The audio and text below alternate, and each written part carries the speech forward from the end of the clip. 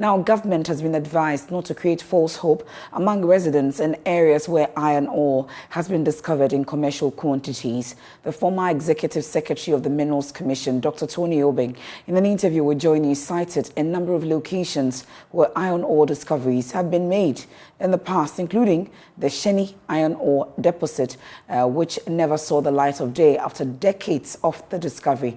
He's urging political actors to manage the expectation of locals in these areas because a lot more work is required to establish the commercial quantity or the commerciality of the mineral.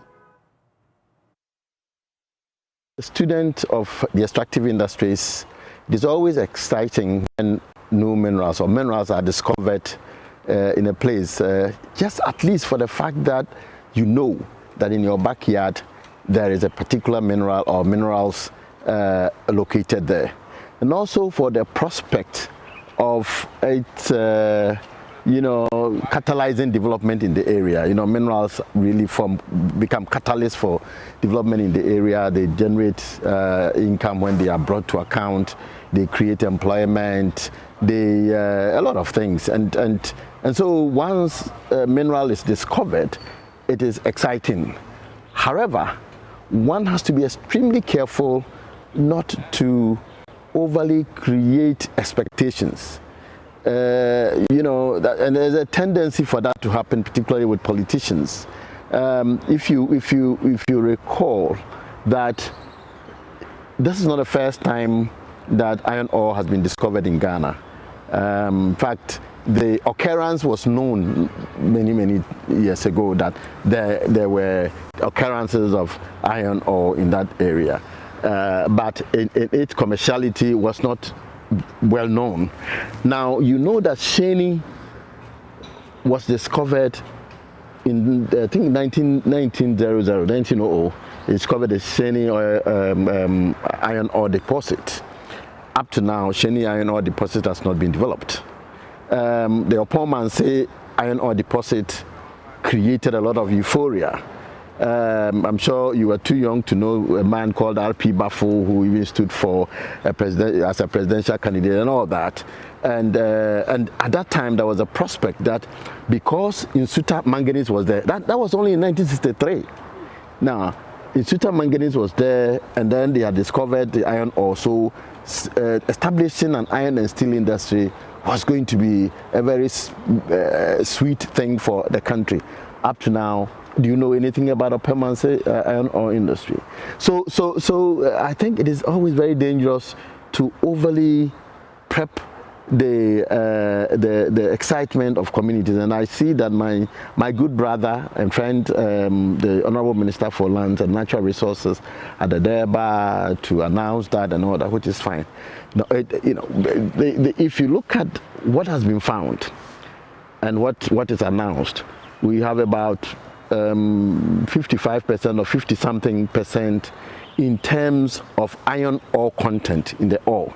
So there is a significant amount of what they call penalties or things that are not relevant to iron ore. So for you to convert it into commerciality, it takes time. And a company must be able to see what is there and say that by this method that we want to get this out, it is commercially viable. So this must take, and would take a long time. So once you go to the community to create that, because the communities are poor. So once they know there's a mineral around its backyard, their adrenaline is shot. You remember when oil was found? We all said, oh, that would be a shot in the arm of the country or the country's economy. People spoke about how Ghana's economy was going to boom, how Takoradi was going to change. In fact, I was involved when I was working with Talu we created what they call spatial development plans, long-term development plans for the CIS district, in the hope that the oil was going to solve all our problems. Now, where are those things? And now, if you go to Takoradi now, they are very unhappy, even though they are excited to call, I'm part of that. So we are excited to call ourselves Oil City. We dread the fact that we are not getting any benefit because the location of the oil and the way people move, there's an extraversion. You know, you get the oil there, and then you move by air to Takoradi or by air to Accra. Nothing happens in Takoradi. Now, what is really exciting the economy of Takoradi is probably, and it's, as you probably have seen it, would be maybe the tourism.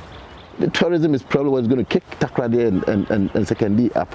So we need to be very careful, and I am helping my friend minister to cool down the expectation of communities who think that because the minister has come there, in the next 2-3 years we're going to have a mine. This is a very difficult call.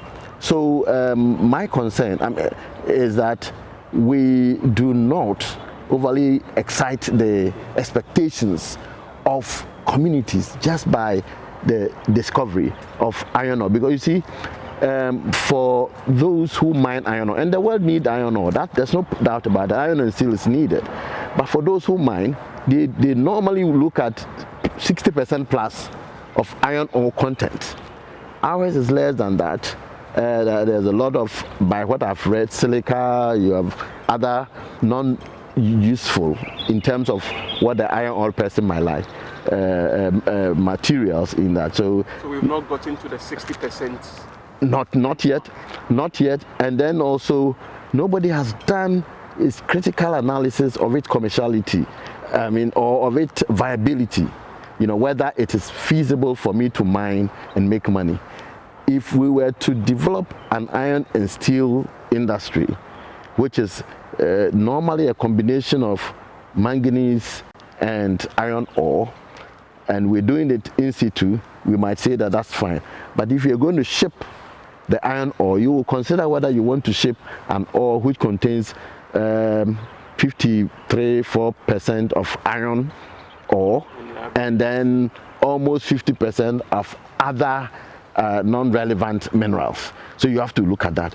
So it's good news that the people of OT know that they are sitting on on mineral, which is useful, but they would also be recalling the fact that they are hungry. So if they are hungry, how would they're also going to say, but we are sitting on iron ore, but we are hungry, you know.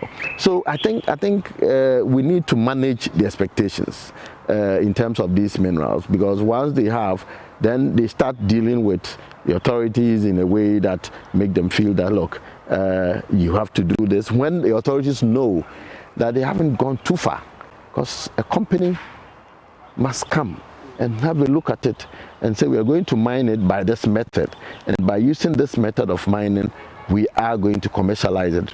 I don't know whether there's a company which is going to do that now. I don't know, but I would be careful from my experience, for the fact that even in this country, we discovered bauxite long ago bauxite, I think 1898 or something, if my date is correct.